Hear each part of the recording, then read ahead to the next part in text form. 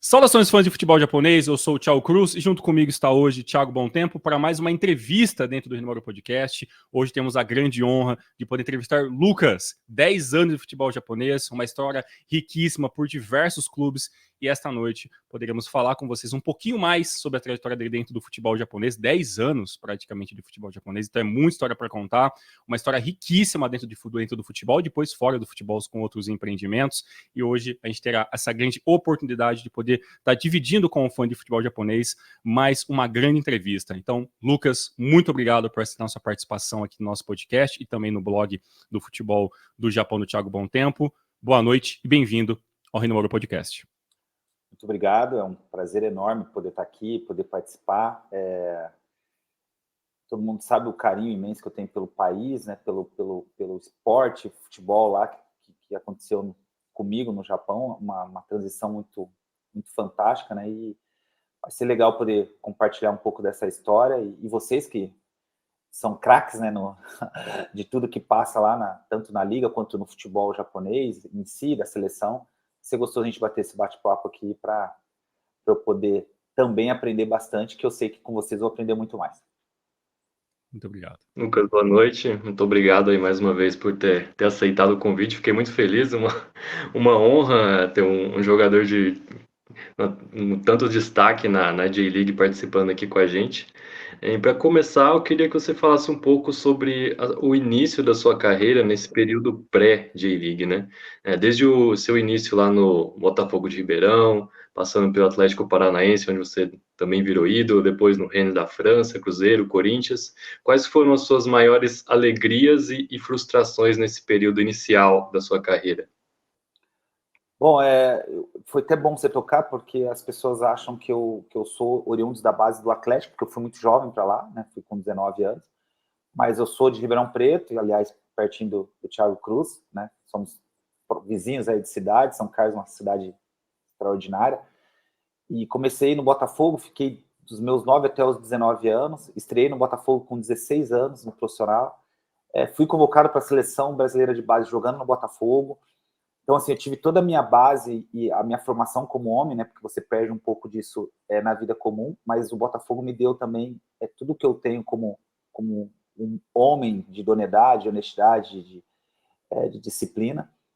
E pós isso, fui para o Atlético, onde lá, sim, eu consegui desempenhar para ter um destaque nacional e, consequentemente, internacional, que aí é a minha transferência para a França, na época uma das maiores do Brasil, fiquei durante muitos anos entre as 10, hoje devo estar entre as 20 e 30, então, assim, realmente uma história muito rápida, com momentos de muita alegria, talvez, né, eu tenha atingido tudo que qualquer jogador quando inicia quer, né, que é jogar em clubes grandes, jogar na Europa, jogar na seleção brasileira, no meu caso não consegui disputar uma Copa do Mundo, mas disputei uma Olimpíada, numa geração que tinha Ronaldinho Gaúcho e Alex, então só isso dá para você se colocar num patamar realmente de sonho para qualquer atleta que tem esse desejo. Então, minha carreira foi recheada de bons momentos, lógico, com algumas derrotas marcantes, a principal a Olimpíada de 2000, essa sim,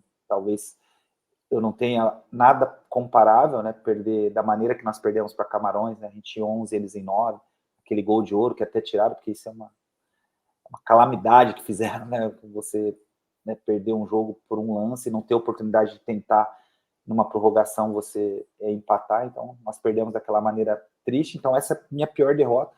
E momentos bons são vários, né? É difícil você enumerar em tantas coisas boas que eu tive, né? Vocês falaram, eu fiquei 10 anos no Japão, foram tantas conquistas. No Atlético Paranaense, eu sou autor do primeiro gol da primeira arena, né, do Brasil. Então, assim, são momentos marcantes. No Botafogo de Ribeirão, com 17 anos, a gente teve acesso para a Série B, eu fazendo 2 gols contra o Figueirense. Então, tem momentos muito marcantes que eu acho que no decorrer do nosso bate-papo hoje, na hora que vier, né, alguma coisa que seja ainda mais marcante do que esses pontos que eu passei aqui, eu posso até falar, mas a decepção maior é muito mais fácil, né? Porque fica marcado e a gente não esquece. Muito interessante a gente ter entrado nesse assunto. A sua história é riquíssima por todos os clubes brasileiros que você passou, passagem pela França, até a sua chegada no Japão. E essa questão da seleção, eu acho que até um assunto interessante para a gente comentar. A gente sabe da situação que foi, né, Sydney 2000, era um título que você gostaria muito de ter, eu lembro muito das reportagens dessa época, mas uma parte curiosa que a gente gostaria de saber, Lucas, é o seguinte, sobre essa questão de Sydney 2000. Você chegou a enfrentar o Japão, né, nessa Olimpíada, você defendendo a seleção brasileira, foi na fase de grupos, né, o Brasil venceu esse jogo por 1-0, se não me engano, com o gol do Alex, e você entrou no segundo tempo, né, no lugar de ninguém menos, né, do que o Ronaldinho Gaúcho nessa partida, e essa seleção japonesa que você enfrentou, né, nas Olimpíadas é considerada, né, chamada de geração de ouro, que tinha Nakata, Nakamura, Inamoto, também tinha o Tomokazu Myojin, que depois viraria e se tornaria o seu companheiro de clube, né, no Osaka, né, exatamente. E a gente gostaria de saber o que você lembra desse jogo contra o Japão, como que foi essa experiência de enfrentar a seleção nesse caso, e se você quiser até falar um pouco mais dessa sua experiência como jogador da seleção brasileira, também acho que seria muito legal para o público, principalmente o mais novo, né, os mais jovens, saber de você, acho que seria muito legal.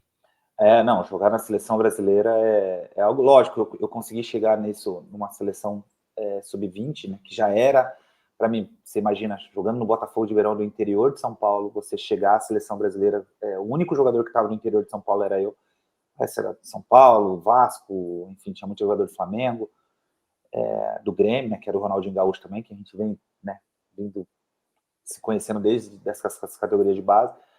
E a seleção, quando a gente fala olímpica, né, é porque ela tem um limite de idade, mas é uma seleção profissional, né? Ela é uma seleção sub-23, ela não é uma seleção de base, ela é uma seleção olímpica, né, com limite de até 23 anos. Então, é uma seleção profissional, então é uma honra você poder defender seu país. Eu sou muito patriota, apesar de ter vivido em 2 países diferentes, 2 continentes diferentes, eu mantive essas raízes muito fortes com o Brasil, sou uma pessoa que gosta de falar que sou brasileiro, que gosta de falar que joguei pela seleção, que defendi meu país. Então, naquele momento ali, foi o momento, talvez, de mais alegria da minha vida, de poder ir para uma Olimpíada e defender meu país. Falando especificamente desse jogo, é muito louco, porque quando eu volto, a gente faz algumas lembranças, assim, quando eu estou no Japão, eu lembrava desses jogadores. Eu não sabia que daqui era 2000, 4 anos depois eu estaria jogando contra, né, alguns desses, né, não tive a oportunidade de jogar contra o Nakata, porque ele parou muito cedo, né, então ele não voltou para o Japão, ele já estava fora do país, mas joguei com praticamente todos ali, e inclusive o Nakata Koji, que é um volante, né, eu não preciso especificar, porque eu sei que vocês sabem todo, de muita referência lá no Kashima Antlers, ele se lembra que eu machuquei ele nesse jogo. E a gente se encontrou lá no Japão numa oportunidade, passou um tempo, já falava bem japonês, e aí ele me explicou, eu não lembrava do lance, e eu dei um carrinho nele e eu machuquei ele na Olimpíada. Então, assim, são muitas coisas, né? O Bomba, né, que é famoso lá, no Marinos também, aquele cabelão. Eu tenho uma memória muito, muito forte desse, porque o Japão, ele era uma equipe muito forte, realmente. A nossa equipe era uma geração também muito, muito forte. Se você pegar os 18 que foram, apesar de não ter ido os 3 acima de 23, todos tiveram destaques ou na Europa, ou mesmo em clubes brasileiros. Uma geração que tinha Artirson, que estava vendido para a Juventus, e o Fábio Aurélio, que inclusive é de São Carlos, vendido para o Valência. Então, você só para ver o parâmetro de como era difícil essa seleção e como era boa. Mas o Japão, como vocês falaram, é uma equipe muito forte. Foi um jogo muito difícil, um jogo importantíssimo para nós, porque se a gente perdesse, a gente estaria fora da Olimpíada. Então, foi um jogo muito duro. E, por incrível que pareça, a partir daquele momento, eu, especificamente, passei a respeitar mais o Japão. Porque eu me recordava de Japão, daquele campeonato de Zico lá atrás, de contratando os jogadores até mais velhos, mais veteranos, para promover mais a liga do que os atletas japoneses terem tanta técnica e tanto talento.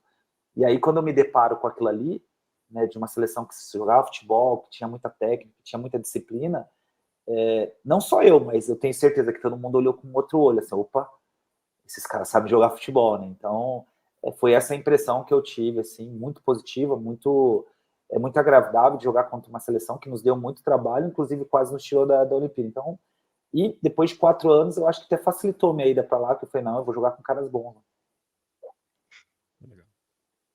Essa geração, né, do Japão realmente marcou época, né? Até hoje o pessoal ainda lembra muito daqueles jogadores, foi uma das grandes gerações, né, que o futebol japonês teve.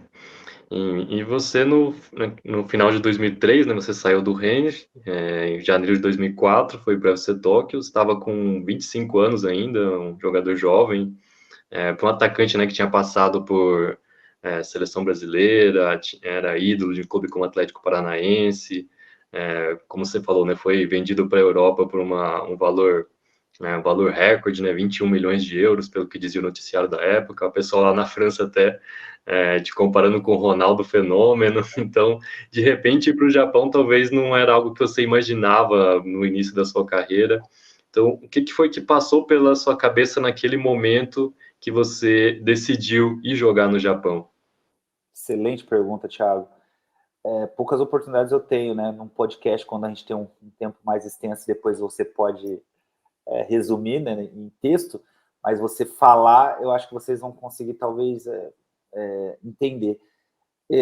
Eu realmente tive esse momento mágico, né, no Brasil. Eu saí do Brasil em 2000 como o terceiro maior artilheiro, eu tinha 22 gols, eu lembro. Eu estava abaixo somente de Romário e Ronaldinho Gaúcho, então era um momento muito bom meu. E assim, a disputa, né, eu tinha na mesa vários clubes, né, europeus, assim, e na época quem fazia a minha gestão de carreira era o senhor Juan, o Juan Fischer, né, que faleceu recentemente. Tem um carinho enorme. Hoje a neta que toma mais conta, a Stephanie, mas o Marcel e o André ainda estão lá na agência.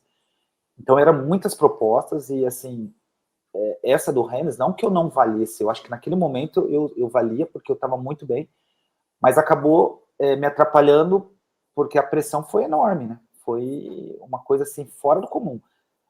Não sendo crítico, mas a imprensa francesa já tem um quê de conta brasileiro, né? Vocês percebem aí. E quem não consegue suportar isso, o Raí teve uma dificuldade enorme no começo da carreira lá, inclusive ele me ajudou muito, tantos outros, né, que não conseguiram performar porque é uma pressão enorme, que vocês não imaginam, assim. O apoio do torcedor é muito pequeno pelo que deveria ser quando se trata de brasileiro, então você percebe o apoio para um francês com o apoio para nós, assim, não que eles não gostem da gente, mas vou dar um exemplo simples, né? Neymar e Mbappé no Paris Saint-Germain recentemente, e eu tô falando de dois caras da prateleira maior do futebol, então você via a diferença que do tratamento tanto de imprensa quanto de torcedor, e eu não tinha naquela época, a gente não tinha um staff para me defender da maneira, eu que tinha que ir lá na entrevista, eu não tinha assessor de imprensa para não responder determinadas perguntas, eu sempre fui uma pessoa que gostei de falar com muita educação, nunca tive polêmica, nada, mas eu tive facilidade para poder, inclusive, falar o francês e expor o que eu queria na língua deles, isso até, às vezes, era bom e ruim, né, porque eles entendiam muito bem o que eu estava falando. Então, assim, isso foi acabando me minando, né, ao ponto de eu vir para o Brasil, e coisa que eu não queria, o meu sonho era performar na Europa, de sair do Rennes para um clube maior, e acabei voltando para o Brasil, e no Brasil as coisas não andaram, muito por mim, e outra por a lesão que eu tive no Corinthians. Então, quando eu volto para o Rennes, o meu empresário fala, olha, seu mercado está meio que se limitando. Tem uma proposta do Japão. Isso já era agosto, setembro ali, que eles começaram a conversar comigo. Por quê? O Thiago, os dois, né? O Thiago Cruz e o Thiago Monteiro vão entender. O Tóquio tem uma pessoa lá que se chama Amaral, que é um dos caras, assim, que tem Fernembate, né, com o Alex, as pessoas não sabem. O Thiago foi lá agora, né, recentemente, e viu o quanto o Amaral tem idolatria.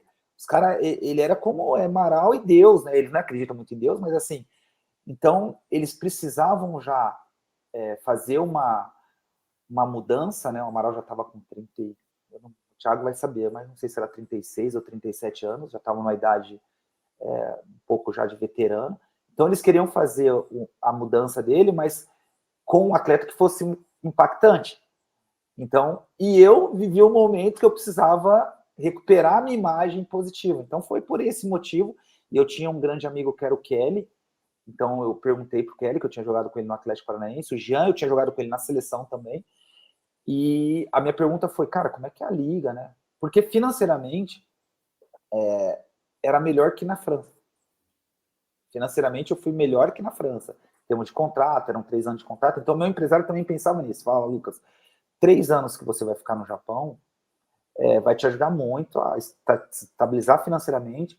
E se você quiser fazer um recomeço no Brasil, você vai voltar com 28 anos, mas vamos encontrar um clube para você voltar e terminar bem, ou né, ir para a Europa de novo, um outro Oriente Médio. Então, os planos, a princípio, era performar no Japão, mais 3 anos, ir embora e tentar sonhar novamente com seleção, só para as pessoas esquecerem um pouco. Mas quando você chega num país como aquele, é difícil você não se apaixonar. Quando você tem a cabeça boa, né, de querer, porque realmente tinha algumas coisas ainda de amador, assim, não era totalmente profissional como é hoje. Hoje tem 3 séries, né? Hoje tem J1, J2, J3, vai só para JFL depois. Então, assim, é totalmente diferente do que eu tinha lá. Era J1 e a J2 tinha time que estava lá em cima, mas não podia subir para a primeira divisão porque não tinha campo, não tinha staff de patrocínio para poder se bancar na primeira divisão. Então, eu cheguei numa liga que estava iniciando projetos ambiciosos e com jogadores do meu estilo, jovens, né, caros, mas com vontade de ficar e ajudar o país a crescer. Então, assim, eu sei que a minha ida para lá não foi... primeiro, é o ponto que eu não posso deixar de falar, porque foi um dos caras que mais vai ajudar, para substituir um dos ídolos maiores que tem no Japão. Poucas pessoas conhecem essa história lá. O Thiago foi lá, né? O Thiago viu também que eu também tenho uma idolatria legal, tem faixas minhas no estádio, por Tóquio lá, eles fizeram agora recentemente essas homenagens pelos 25 anos, mas igual Amaral não vai existir, porque esse cara pegava os coletivos que eles tinham lá, eles se diferenciavam por colete, ele falava quando ele chegou lá. Então ia fazer o coletivo, não é tipo você tem a sua camisa azul e a camisa branca, não. Era um cara que estava com a camisa do Milan, o outro estava com a camisa do Vasco, e aí eles colocavam o colete. Então ele desbravou para a gente chegar a pegar a coisa bem tranquila. Então foi por esse motivo, eles quiseram substituir com um jogador à altura. Eu não chego nem próximo do Amaral, quando as pessoas fizeram umas enquetes lá, porque eu ganhei mais títulos, eu fiz mais gol na J-League, eu sou o artilheiro, né, num ano também lá, que fiz 18 gols, acho que eu tenho mais gols também na Liga. O Diego vai me passar, porque o Diego é monstro também, mas ninguém, eu digo ninguém, vai se comparar ao Amaral. Ninguém. O cara pode vir assim, porque tudo que esse cara fez pro UFC Top e pro Japão é inimaginável. Ninguém sabe, assim, e às vezes quando a gente tem a oportunidade de falar, então, assim, eles tentaram substituir, eu acho que eu fiz bem meu papel, mas fiquei muito longe de ser como aquela lenda lá. Não, isso é muito legal de você ser citado, porque o rei, né, o rei de Tóquio, simplesmente assim, que o Amaral é conhecido, né, e chamado. Muita gente aqui no Brasil realmente não conhece dessa história, e a gente, aos poucos, tenta trazer bastante informação sobre isso, porque realmente é uma história riquíssima. E exatamente essa pergunta que eu quero fazer para você, Lucas. Você chegou para substituir simplesmente o Amaral, né? De 10 anos, já estava de liga e tudo mais. Como foi para você em questão de futebol? Como que foi esse primeiro ano seu, esse primeiro contato seu com a J-League, jogando bola, a questão da estrutura que você chegou lá e encontrou, porque você já tinha um contato com uma estrutura muito grande, né, quando você joga pela equipe do Atlético Paranaense, mas o choque foi muito grande, o primeiro ano foi o ano mais complicado, ou o segundo ano as coisas começaram a ficar mais aquilo que você imaginava? Como que foi esse primeiro contato seu mesmo com o futebol japonês? Olha, a primeira foi de surpresa, porque eles tinham uma estrutura legal. Não sei se você conseguiu chegar, Thiago, lá no centro de treinamento em Kodaira. É só longe, mas é muito bom. Gostoso, assim, hoje tem 3, ou tem um campo de society. Então, assim, a estrutura era o que a gente necessitava. O que eu me deparei, como eu te falei, foi essa questão de mudança totalmente de tática. O japonês, eles não tinham, assim, um limite de correr. Então, assim, na pré-temporada, às vezes a gente estava ganhando de 2-0, tipo, já estava com 80 minutos e a gente perdia de 3-2, porque era uma loucura, assim, os caras não param de correr. Então, isso me assustava um pouco, mas, assim, era muito engraçado o quanto tecnicamente eles eram bons, sabe? Você pegava uns caras lá que batia bem com a esquerda, batia bem com a direita. Então, assim, isso me deixava impressionado, e eu não imaginava. Eu tinha tido aquela primeira impressão lá em 2000 nas Olimpíadas, mas eu via coisas assim mágicas, né? Que você falava, nossa, se esses caras forem bem trabalhados, vai dar bom. Mas meus primeiros 6 meses foram muito difíceis, de vontade de vir embora, de falar para o meu empresário, não vai dar, cara, eu não consigo, e não tinha pressão nenhuma, viu? Você falasse, mas a torcida gritava o nome da marca, porque normalmente é assim, né? Os caras gritam o nome do jogador, nada, não, pô, só apoio, o Amaral indo lá, me explicando, me ajudando. A gente não tinha características parecidas, né? Então isso era mais fácil, assim, o Amaral sempre foi um cara brigador, apesar de eu ser alto, mas eu sempre gostei muito de sair da área, e isso incomodava um pouco o Rara, treinador, porque ele queria uma peça meio que parecida com o Amaral, de ficar mais lá, de brigar com o zagueiro, de subir de costas. Então isso no começo, até eu provar para ele que eu poderia fazer aquilo, mas que ele me desse um pouquinho mais de liberdade para sair, para poder driblar, demorou. Então foram 6 meses difíceis, mas também na hora que começou a engatar, nossa, foi muito bom. Foi assim, comecei a fazer gol direto, dar assistência direto. No primeiro ano já ganhamos um título, né, que foi a antiga Copa Nabisco, hoje é Levian Cup. É isso, né, Thiago? Eu acho que é Levian. E então isso me deu uma tranquilidade para me adaptar mais rapidamente. Então eu não tive tantas dificuldades assim com língua, por incrível que pareça. Comecei a sair bastante com japonês, eu falo, você fala fluente? Não, porque eu fiz aula de conversação, então é de ouvido, né, e conversação, sei alguns kanjis, decorado o meu nome no katakana e hiragana, porque você é capaz de ser obrigado, né, a saber algumas coisinhas. Mas então a adaptação foi melhor do que todo mundo imaginava. Comida é globalizada, né? Eu não gostava de sushi, sashimi, me apaixonei, por incrível que pareça, eu me apaixonei, mas se eu quisesse comer pizza, eu comia. Então, assim, em todos os aspectos de adaptação foi muito fácil. E já no primeiro ano, eu já não estava pensando em só ficar um ano, não. Já estava pensando em ficar mais. Que legal. A comida é uma coisa que surpreende no Japão, né? Quando eu fui lá também eu tive essa surpresa. Já estou acostumado que em São Paulo tem muito restaurante japonês, né? Mas quando você vai para lá, parece que qualquer restaurante que você vai, parece que é bom, né? Meio que não tem erro na hora de escolher. Então é uma coisa que surpreende bastante, né? Às vezes o estrangeiro que não está acostumado fica meio com o pé atrás por causa da aparência, muito diferente. Você vê um monte de coisa lá que você não sabe o que é, mas pode ir sem medo que quase tudo é difícil você ver uma coisa lá que você pensa, nossa, isso não é bom. Às vezes pode até ter incompatibilidade com o seu paladar, algo assim, mas no geral eles capricham muito lá, né? Então é um ponto muito positivo de morar lá no Japão, pude A ter única coisa, não sei se você experimentou, que eu experimentei, que eu não sou aquele cara, o natto é o único que eu fiquei lá 10 anos, eu experimentei uma vez e nunca mais, que é um feijão podre, né? Não é isso, aquilo lá não vem com falar que aquilo lá é bom, mas eles comem aquilo lá de manhã e numa delícia com uma boca. Eu falei, cara, eu vou experimentar porque eu sou um cara que gosta de falar assim.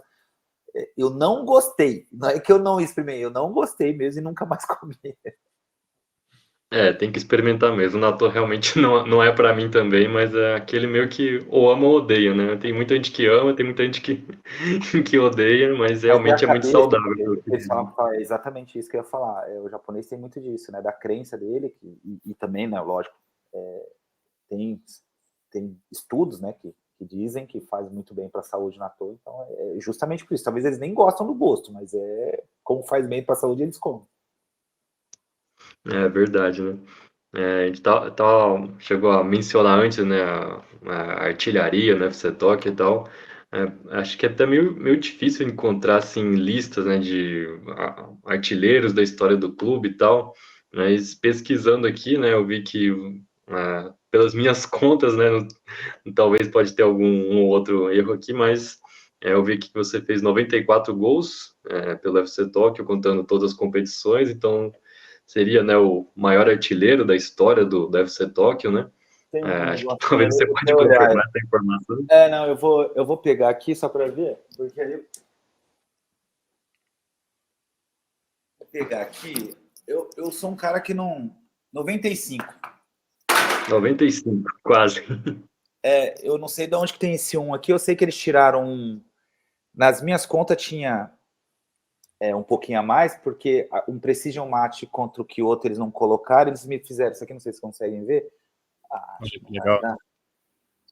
É lá, né? Assim, é aqui.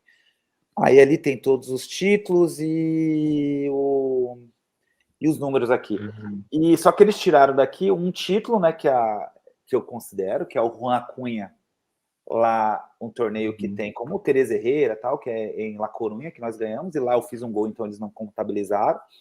E aí tem um Precision Match também contra o Kyoto, que é um jogo oficial, eles não contabilizaram, e tem um contra o Kyoto. Eu sei que dava 98 ou 99 gols nas minhas contas, mas como aqui eles colocaram 95, eu deixo isso aí.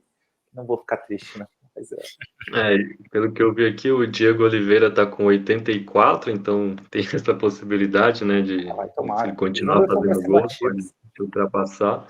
Eu vi aqui o Amaral tava com 72 contando só a era profissional, mas só na era amadora ele fez 109. Então, se contar tudo, né, Ah, desde a isso aí época não do dá. Tokyo Igual Galo, Pelé, eu já falei, isso é parado, Pelé. né? Esquece.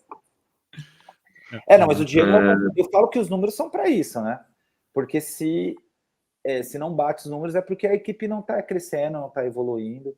Tem muita gente que não gosta, né? Tem gente que fala que torce contra, ou contra a seleção, ou contra o time que você passou. Eu sou pelo contrário. Lá no Atlético, todas as vezes que faz essa pergunta, principalmente em clubes grandes, eu falo que o gostoso é isso. Fizeram a seleção, é óbvio que eu tive votação, ou né, não tanto, porque as gerações vão passando e os que estão mais em evidência que são os mais votados, isso mais que normal.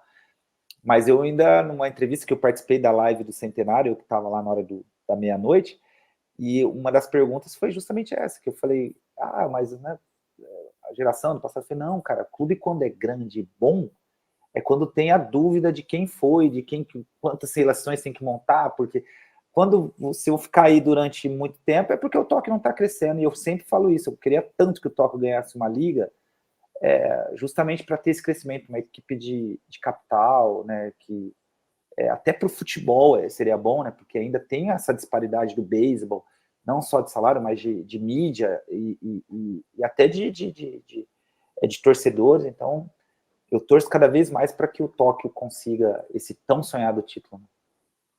A gente vê que a torcida tá apoiando muito, né? Só esse ano o time tá com média de 30 mil pessoas por jogo, né? Deu jogo lá no Kokuritsu, vai mais de 50. Então, apoio da torcida, acho que em questão de torcida, só o Urawa Reds coloca mais torcedor no estádio, né? Que é outro nível também. Eu achei legal você mencionar aí a conquista aí da Copa da Liga, né, em 2004. Já ganhando um título, né, logo no seu primeiro ano aí.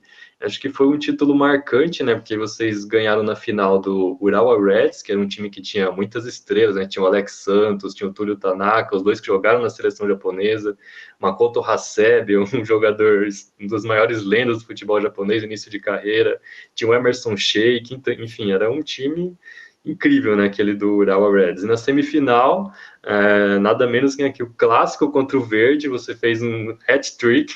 Então, acho que por ser seu primeiro ano lá, né, acho que foram momentos já bastante marcantes, né? Queria que você falasse como que você sentiu essas rivalidades, né? Tanto contra o Verde, quanto com o Urawa. Como é que você vê essas rivalidades dentro do futebol japonês?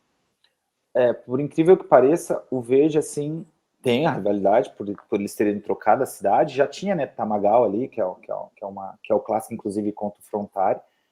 Tem a rivalidade, né, por ser do mesmo estádio aí da mesma cidade, mas a gente, né, tinha muito mais rivalidade com Frontari e contra o Urawa. Era incrível. Assim, de você ver a torcida mesmo, como você falou, apaixonada e lotar o Ajinomoto. Teve jogo também no Kukuritsu, mas mais no Ajinomoto. E contra o Verde, eu acho que se criou até para popularizar ainda mais, né, o esporte, porque o Verde era o Kawasaki antes, né? Então era mais lá para Tamagawa contra o Frontari, assim, e criou essa rivalidade mais recente, e agora muito menos, porque o Verde ficou muito tempo, agora está na primeira, mas ficou muito tempo na segunda divisão, jogando poucas vezes contra o Tóquio, mas a contra o Ural era deliciosa, assim, e aí a gente poder, né, fazer esse campeonato que a gente sabe, né, que as equipes inferiores, a chance de ser campeã mesmo quando não tem, né, o campeonato, quando é o campeonato de pontos corridos, porque na época eu cheguei ainda tinha, não era, né, tinha ainda os mata-matas assim, mas quando você pega, né, e jogar a liga a Nabisco, que é um mata-mata, a chance de você poder ser campeão, né, é muito grande.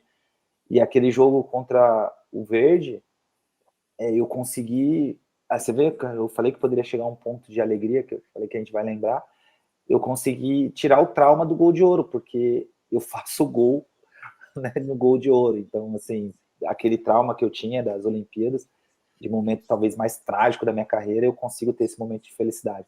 E contra o Ural, você falou tudo, Thiago, foi um jogo, meu Deus, memorável, porque o estádio foi o meu maior público. Olha que eu tinha jogado já em Maracanã, Morumbi, enfim, Beira-Rio, mas o estádio igual aquele jeito eu nunca tinha pego. Bateu, deu lotação completa, né? O Ural tem uma torcida apaixonadíssima, o Tóquio também, então foi uma final que a gente sabia que poderia ser aquelas coisas loucuras, porque o time deles era muito melhor que o nosso, e tudo vai por água abaixo quando a gente perde Jean com 30 minutos do primeiro tempo, expulso. Então você vai lá, hoje esquece, já tá bom. Sabe quando você tá dentro de campo? O que acontecer agora tá ótimo, porque o favorito era, você falou do Hasebe, ele foi naquela época o melhor jogador jovem.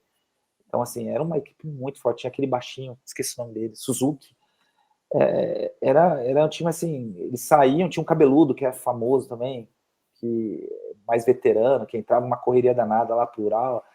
Enfim, eles tinham muitos jogadores e o nosso time tinha limitações claras, assim, que a gente já estava feliz de estar naquela final, já era um fato histórico para o clube.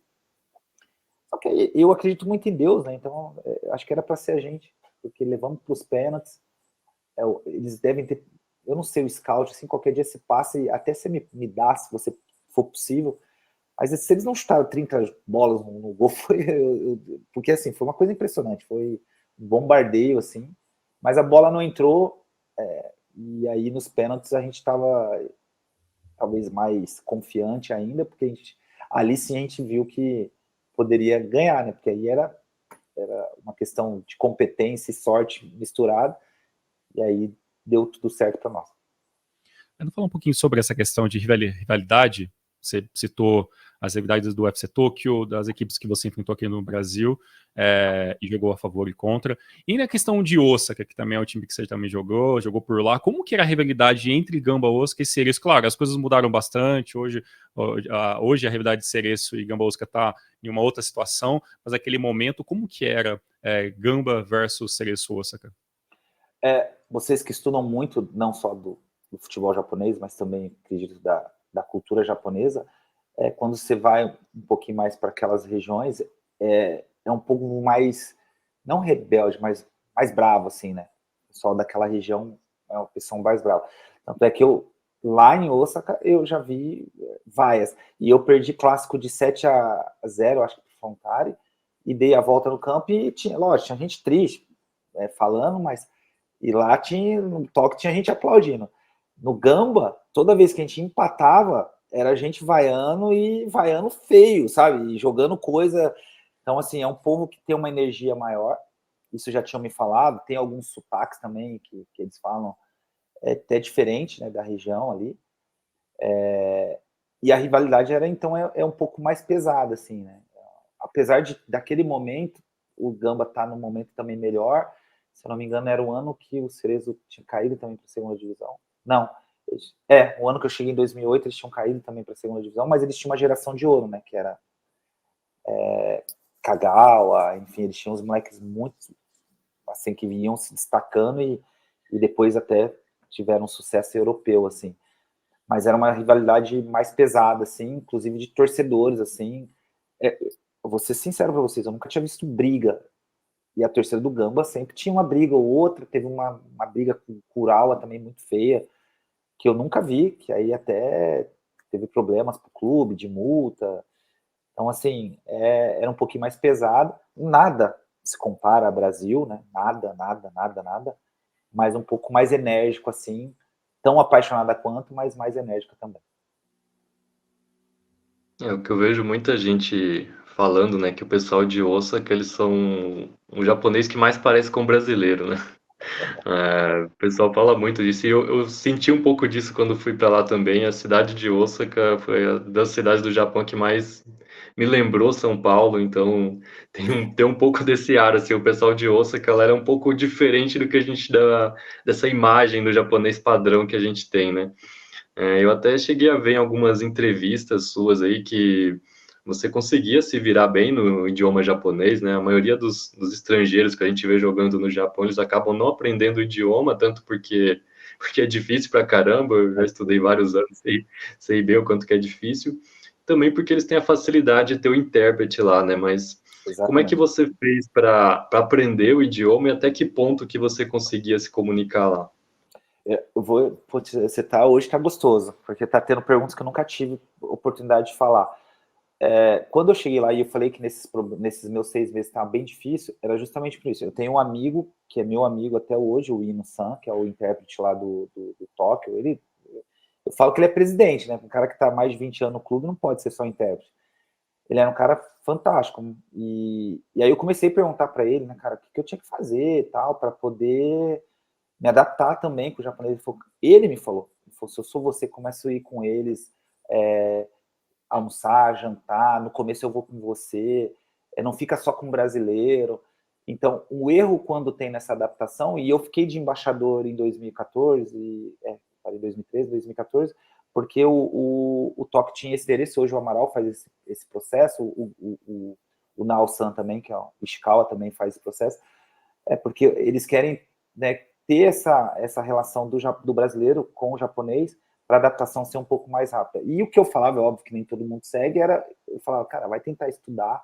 E não é o estudar, é o que eu te falei, eu não fui para o colégio, igual meus filhos, eles estudavam, então falavam japonês, apesar de estar no colégio internacional, mas lia, não era o meu caso, eu precisava passar os meus sentimentos, e tanto é que eu fui capitão tanto no Tóquio e no Gamba, porque eu consegui expressar meus sentimentos. Se você falar para mim, Thiago, vamos então, Lucas, vamos dialogar aqui, é óbvio que eu tenho muitos erros que são feios, né? Eu não falo perfeitamente o japonês, mas eu conseguia, e consigo, né, toda vez que eu vou lá, dialogar e passar os meus sentimentos, que isso era o mais importante. Não adianta eu brigar com o Thiago Cruz ou com o Thiago Bom Tempo aqui e o intérprete não falar com aquela energia que eu tô falando. De eu querer, mas assim, pro bem, eu nunca fiz, eu não queria isso para xingar, para humilhar ninguém. Esses dias eu não sei quem que, se vocês acompanham muito o canal japonês, eu tô num canal aqui que tá mostrando o Dunga, mostrando lá dentro de campo mesmo como é que o menino marcava, né? Porque o cara tinha feito. É justamente isso. É óbvio que eu não tenho nada a ver com o Dunga, né? Da maneira agressiva, assim. Mas a minha vontade era tanta de querer passar para eles realmente o que eu já sabia e aprender com eles com exatidão, com propriedade. Então, se o intérprete fosse passar o que ele estava me passando, ou se o intérprete ia traduzir o que eu queria falar para um treinador, eu não ia ser entendido. Então, o respeito que eu tenho lá é justamente por isso. Todo mundo, quando eu cheguei no Gamba, eles se surpreenderam, porque eu já fui cumprimentando todo mundo, falando meu nome e conversando em japonês, então foi por esses motivos. E aí eu já tinha passado por essa dificuldade na França, então o que me facilitou ali no Japão foi isso. Eu falei, eu não vou correr o mesmo risco de ser rejeitado aqui por não falar a língua, por não conhecer a cultura. É óbvio que não dá para fazer tudo, né? Porque eu estava lá para jogar futebol. O interesse deles era que eu jogasse futebol. Mas eu acho que dá para tirar uma parcela. Todo conselho que eu dou para todo jogador que vai é isso, cara. Tente aprender um pouco da cultura, não seja só um alienado ali para jogar futebol, para ganhar um dinheiro legal. Aprenda que isso vai ser bom para sua vida também. Então, foi por esses motivos que é um idioma difícil, como você falou, né? Até pelos ideogramas, assim, né? Então, tem muitas particularidades, né? Tem muitas coisas legais, assim. Se eu tivesse realmente mais tempo, eu também queria fazer como o Thiago Montempo, como ele falou, estudar mais. Mas eu me dou bem, assim, com o idioma e consigo falar, né? É mais difícil quando é por telefone, assim, quando tem alguma ligação, mas quando eu tô lá presencialmente, dá para me sair bem.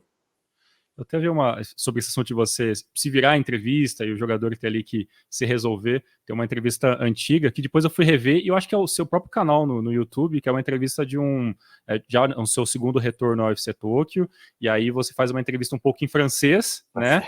E aí depois você troca algumas palavras em japonês com o entrevistador, e aí ele até corrige algumas coisas, depois ele fala aquelas que você acertou, e uma entrevista muito legal que você vai ali desenrolando e o assunto vai, uma entrevista de quase 7, 8 minutos, e você vai conversando normalmente, né?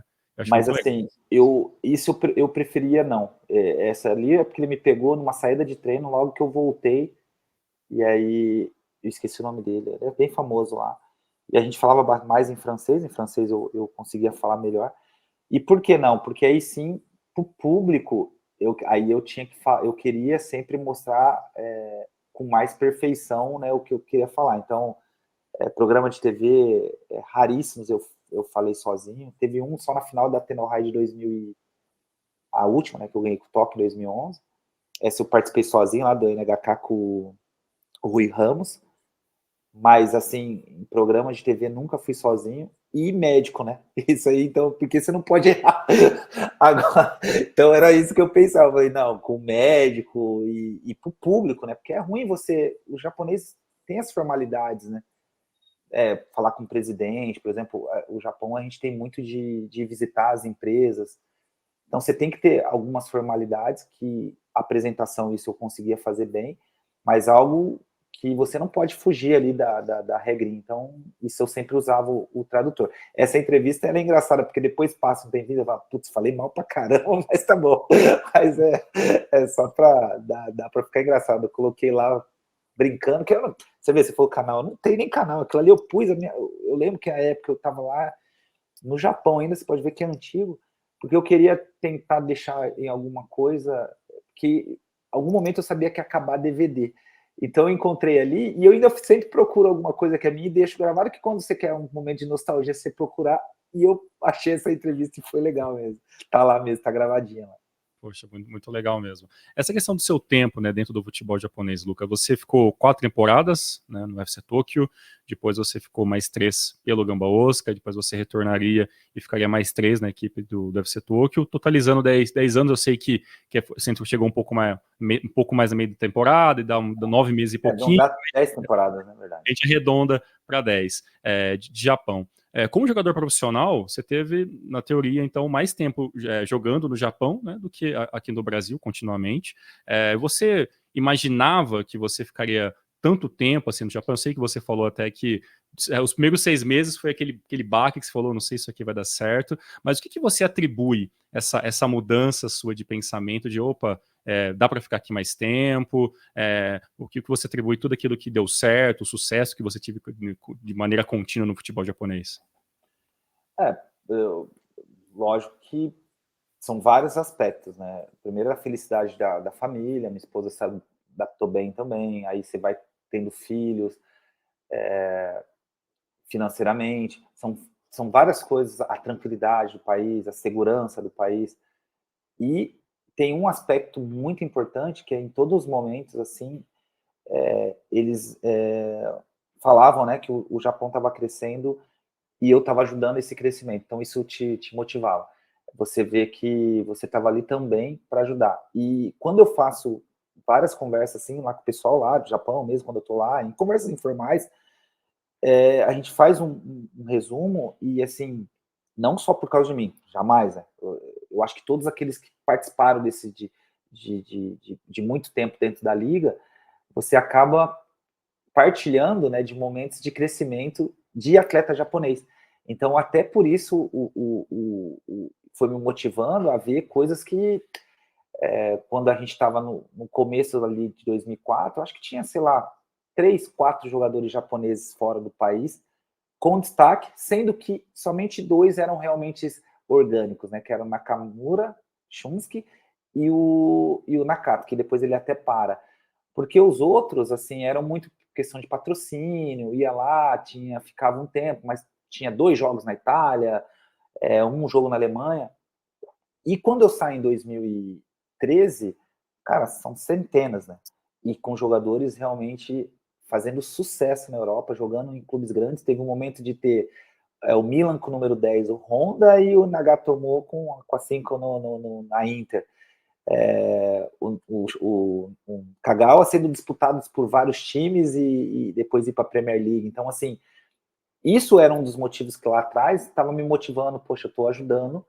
E como eu falo, não só eu, Juninho, do Frontari, jogadores desconhecidos no Brasil, porque acabam que eu viro um desconhecido também, né? Eu saio com muito sucesso do Brasil, como o próprio Thiago falou, né? Comparado a uma barbaridade, né? Comparar a Ronaldo, ninguém pode comparar o Ronaldo, Pelé, Messi, esses aí ninguém pode comparar, mas na época, se comparado a Ronaldo, assim, mas eu acabo ficando no ostracismo E isso não sou eu. Juninho, tem vários jogadores que ficaram décadas lá no Japão e eu tenho certeza que contribuíram para aquele crescimento.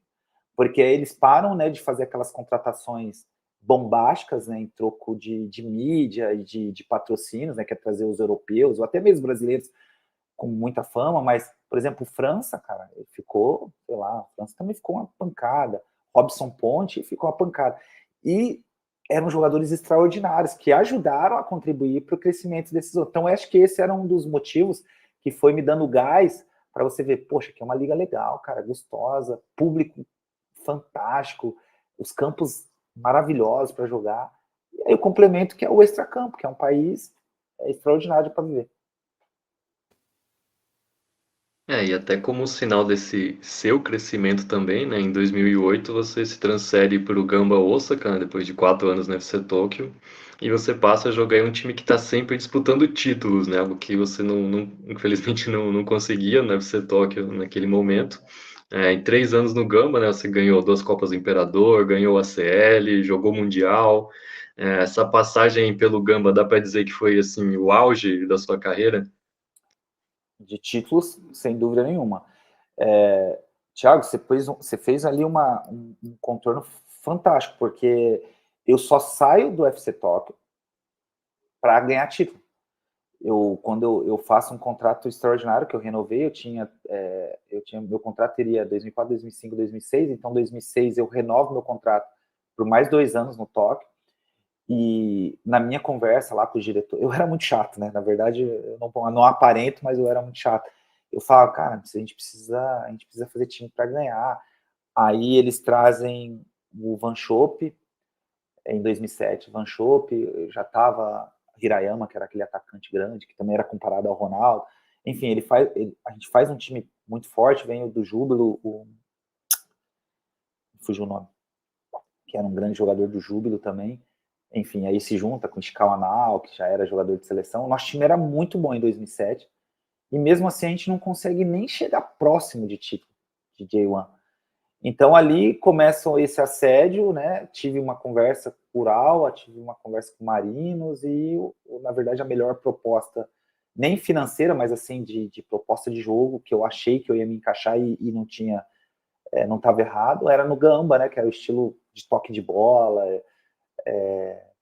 Poxa, o meio de campo era sensacional, né? Miojinho, você falou, Miojinho, Tagawa, Endo, era, era mágico. Então, assim, eu sabia que eu ia me adaptar muito bem. E a escolha foi somente por isso, para ir para um clube que lutava por títulos. A gente teve os 3 anos lutando pela J-League, os 3 anos, 2010 nós ficamos em segundo, 2000 foi segundo, terceiro, só a primeira que como a gente estava muito bem na Champions League, a gente acabou largando um pouco a J1 e a gente deve ter ficado em sétimo, oitavo ali. Mas as outras duas a gente lutou até as finais ali para ser campeão. Que é normal, né? Um clube grande você não ganha sempre, mas lutando para ser campeão. Então, eu fui para lá para isso e aconteceu. Inclusive, ganhei até uma Pan Pacífico. Tem outra aí que é lá, que nós ganhamos lá no Havaí. Então, assim, foram 3 anos e 4 títulos e um terceiro lugar, que até então era uma colocação extraordinária para um time japonês em mundial. Só foi batido depois pelo Kashima. Que eu torci tanto para o Kashima ser campeão mundial, que aí ia ser o ápice, né? Como eu torço muito para a seleção, como sofri naquele jogo da Bélgica, gente, na Copa de 2018. Então, assim, eu fiz a troca e todo mundo entendeu. Me arrepiou agora porque eu lembrei que eu joguei contra o Tóquio, fazia muito gol com o Tóquio, eu não fico sem negócio, não vou comemorar, minha torcida era do Gamba, não era aquela comemoração grande, mas eu ia lá para a torcida do Gamba, e a torcida do Tóquio, no jogo no Mampacu, eles gritam meu nome. Então, assim, eu não saí com nenhum tipo de sarja, nenhuma mancha, sempre eu deixei explícito isso, que eu tinha saído porque eu era um cara muito competitivo, e acabava, eu tive vários episódios de brigar, não de havia de fato, mas de querer mais competitividade, assim, da gente querer ganhar jogo, de ganhar títulos. Então aquilo, eu sabia que se eu continuasse daquela maneira ia ser uma coisa insuportável, né? Então eu ia para um lugar onde ia ganhar títulos e aconteceu. Então, assim, foi uma decisão da minha parte racional, totalmente racional, porque se fosse de coração, Tóquio, e eu acho que eu estaria no Tóquio até hoje. É porque eu sou muito racional, então, mas eu estaria até hoje jogando bola, porque aquele lugar é fantástico. Nossa, E aquele time do Gamba de 2008, 2010, lá que você jogou lá, era um time sensacional, né? Jogava um futebol ofensivo, muitos gols, né? Ficou meio que com uma marca, né? Aquele Gamba da era do Akira Nishino. Eu queria que você falasse um pouco da campanha do Gamba na ACL, que teve aquela semifinal épica contra o Urawa Reds, que vocês começaram perdendo tanto na ida quanto na volta, depois foram buscar o resultado. Depois teve aquela final contra o Adelaide da Austrália, né, que você desequilibrou nos 2 jogos, fez no agregado, né, fez 3 gols, fez uma assistência, incluindo o gol do título. Depois teve até o Mundial, jogou contra o Manchester United. Enfim, como esse momento de essa grande conquista aí da história do Gamba Osaka. Foi um momento mágico na minha carreira, você tocou, tudo deu muito certo, né? Foram 3 anos de muitas alegrias, porém, nessa semifinal, eu não jogo o primeiro jogo, porque eu tive uma lesão de colateral medial num jogo contra o Kyoto, na Liga ainda. No dia do nascimento do meu filho, o Rony, que é um atacante que jogou no Fluminense, fez o gol até e homenageou, eu machuquei durante o jogo. E o primeiro jogo da semifinal eu não jogo, e aquela loucura de estar ali, de ver, e a gente tinha um lateral esquerdo mineiro, que o Nishino tinha umas coisas loucura, pois ele de atacante, ele sofreu o pênalti, e a gente conseguiu ali o empate nos minutos finais em casa, e aí eu volto naquela semana, foi uma coisa muito... Eu volto naquela semana, o jogo era de quarta, né, assim, né, porque a Liga, a CL era no meio de semana, e no jogo do fim de semana, o Brolo, que era o preparador físico, o Nishino quer te colocar. Eu falei, cara, mas eu acho que eu não tô preparado. Não, mas ele quer te colocar. Ele falou que precisa de você no jogo do Ural, ele quer ver como é que você tá aqui. Aí, aquele jeito, né? Eu joguei um pouco só, não lembro se eu joguei o jogo inteiro. Aí, o jogo do Ural, eu imaginava o quê? Vou ficar no banco e ele vai me colocar na hora que precisar. Aí, porque eu treinava pouco, eu tava com muita dor. Eu só fui recuperar porque não sei se a lesão de colateral medial, ela cicatriza, mas ela fica muito ruim, porque ela fica dolorida ali. Então, qualquer batida de chapa, você sente. Qualquer dividida que você der ali com essa parte do joelho na chapa, você sente. Então, assim, eles me limitavam muito nos treinos, e eu recuperei só em dezembro, assim, para falar a verdade, só na outra temporada que eu fiquei bom. E ele me colocou o jogo inteiro, cara. Eu joguei o jogo inteiro contra o Ural, porque ele falava que ele precisava de mim, ele chegou antes, assim, todo mundo se surpreendeu na pré-eleição, inclusive o Rony, né, foi triste, porque ele pensou que ele que ia jogar, mas o Nishino tinha uma confiança muito grande em mim, porque ele sabia que também, defensivamente, eu ia ajudar, e acabou que conspirou tudo para dar certo, um jogaço, que jogo gostoso de estar dentro. E aí depois foi tudo conspirando. Era pra gente jogar, inclusive, o medo que a gente tinha era de jogar contra o time do Zico, né? Ou era Felipão, não lembro. Que era do Uzbequistão, que tinha o Rivaldo, que falavam que era um time muito forte. E acabou que não, que a gente pegou o Adelaide, que era um time bom também, mas de menos impacto pra gente. E a gente jogou muito bem o primeiro jogo, muito bem. O estádio lotado, eu consegui fazer um gol de esquerda ali, que vocês forem olhando, eu tô levando para minha esquerda, porque eu não conseguia chutar de direita, de chapa, assim, tinha que dar um jeito. E lá em Adelaide, a gente ganhando 3-0 em casa, a gente foi muito tranquilo. Você sabe que aquela final que você fala, cara, não vai, nosso time é melhor que os caras se a gente jogar normal, não levar gol, e aí eu faço os 2 gols. Então, assim, eu entro na história mesmo do clube, eles gostam muito desse título, é óbvio que eles ganharam muitas coisas depois, mas eu sei que eles têm um carinho muito grande por mim lá, toda vez que eu vou eu sinto isso. E o Mundial foi a cereja do bolo, apesar de a gente ter feito um jogo contra o Manchester, que eu digo que em determinado momento estava 5-1, eu acredito que eles tenham tirado um pouco o pé, mas um jogo que é 5-3, a gente conseguiu fazer a alegria do torcedor japonês, e a nossa final mesmo foi contra o Pachuca, que ali sim a gente deu a vida. Eu lembro que eu falava muito na preleção ali, falei para eles, olha, a gente vai entrar para a história, é importante para o clube, e o pessoal deu a vida. Não sei se o Pachuca já não se importava tanto, para eles eu acho que não faria tanta diferença, mas para nós foi um dia mágico, assim, todo mundo ficou muito feliz com aquela com aquela conquista, né, do 3º lugar no Mundial. Muito legal. Eu vi você falar, um negócio inacreditável sobre esse Gamba Osaka dessa época. O primeiro time que eu particularmente tive um contato maior, de querer virar fã. Então, para vocês que estão ouvindo esse podcast, a gente está conversando hoje com um dos principais responsáveis de uma equipe incrível, que ganham dos títulos na camisa da equipe até hoje, né, dos estrelas principais. Então, para mim, é um negócio, você vai falando, eu vou lembrando, é de arrepiar. O primeiro jogo da final contra o Adelaide, eu lembro até hoje, esse jogo, se não me engano, deve ter ainda inteiro na internet, se o pessoal quiser procurar, seria muito interessantíssimo ver, que eu lembro que era um ataque que deu errado, o Futagawa pega a bola, dá um toque maravilhoso, você sai lá na frente, faz o gol, e no segundo gol, né, que você dá assistência pro Endo, simplesmente isso, você faz o pivô, toca pro Endo na esquerda, ele vem, faz a finalização, e depois ele teve mais um gol ainda.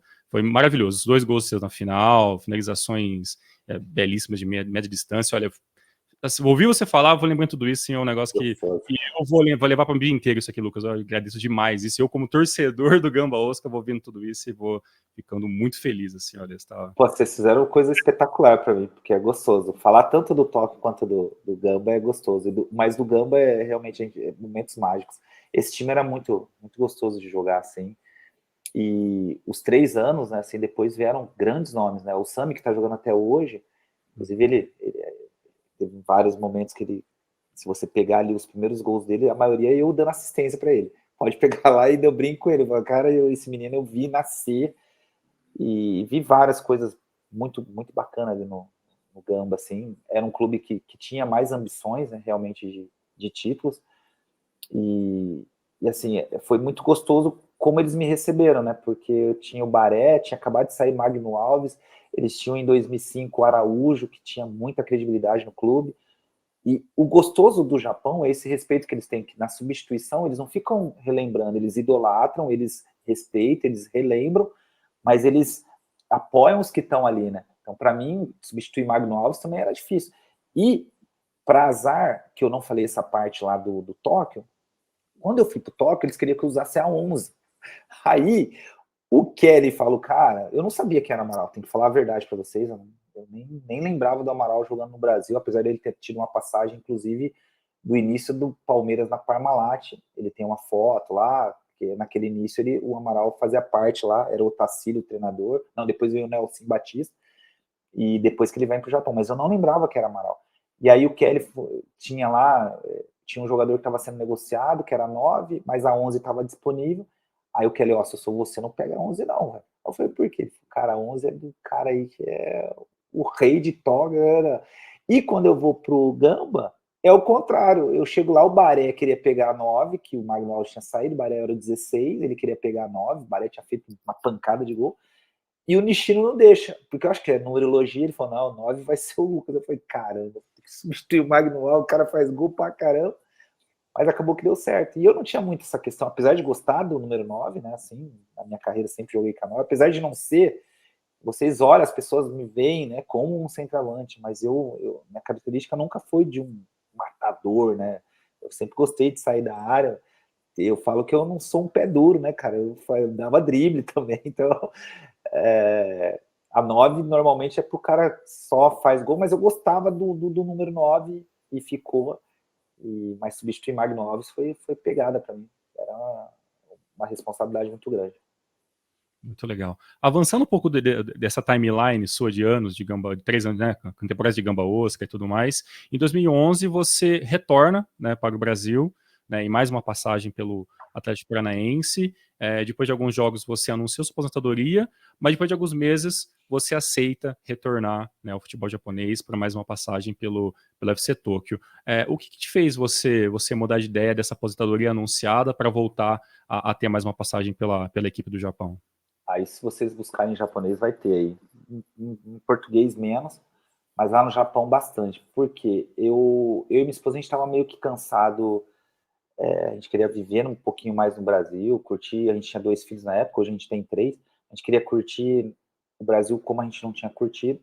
Acho que financeiramente a gente sabia, como a gente ostenta muito, a gente tem uma vida simples no interior de São Paulo, então a gente sabia que ia poder tomar. A gente tinha ido para Curitiba e no Curitiba tinha dado tudo errado, porque o time eu vinha de outra realidade, né? Japão, tudo organizado. Lá em 4 meses eu tinha tido 4 treinadores. Então, assim, eu falei, olha, eu vou parar de uma maneira sem ter nenhum tipo de mancha na minha carreira. Cheguei no presidente, falei, olha, eu vou parar, se você quiser, não tem nada, se você quiser fazer um documento para que eu não vá para outro clube, se achando que tem outro clube. Primeiro momento, o Malucelli e o Marcos, ele relutou, e depois ele entendeu que eu não tinha mais motivação para jogar.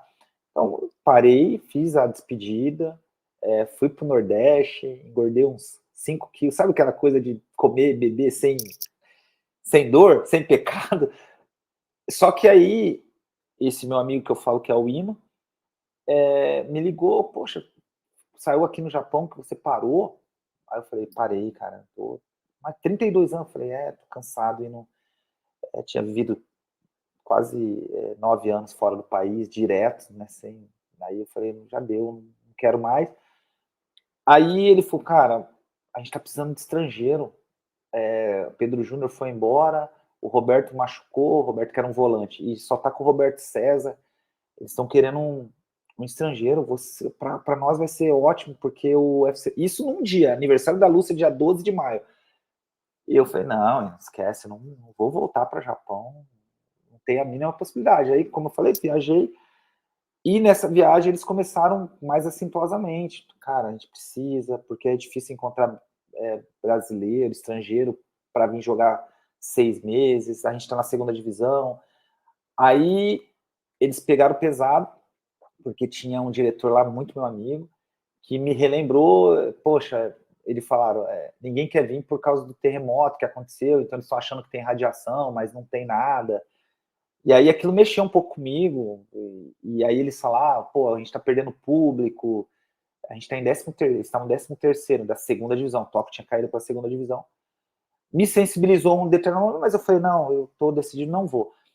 E aí Okuma-san, que não tinha trabalhado comigo, mas ele tinha sido diretor lá do Tóquio, ele pega com o Hino, né, ligou também, falou, porque esse outro diretor falava bem português, que tá até hoje no STVV, é o Takeshi, então não precisou de intérprete, mas o Okuma ligou, ele Hino, e ele falando, nossa, eu preciso muito, eu te conheço, eu sei, os caras aqui, se falar seu nome, a torcida vai voltar a vir no campo, sabe aquelas coisas gostosas de você?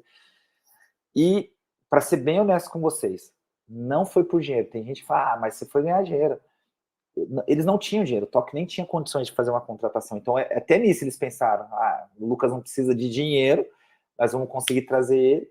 Então nem foi por dinheiro, foi isso, foi essa paixão mesmo de tentar, e era muito difícil, né, você, do jeito que eles estavam ali, apesar de ter um elenco excelente, mas estavam muito mal. E aí volto, cara, eu acho que só minha volta já deu uma motivada na equipe, porque foi muito legal. Todos os que falam, tem filme, a gente tem, até tenho lá um DVD que faz a cronologia. Quando eu chego no país, o Tóquio estava em 13º, só que eu só poderia jogar em julho ou agosto, não lembro, que eu fiquei uns 5 jogos. O Tóquio ganha 5 jogos sem eu jogar.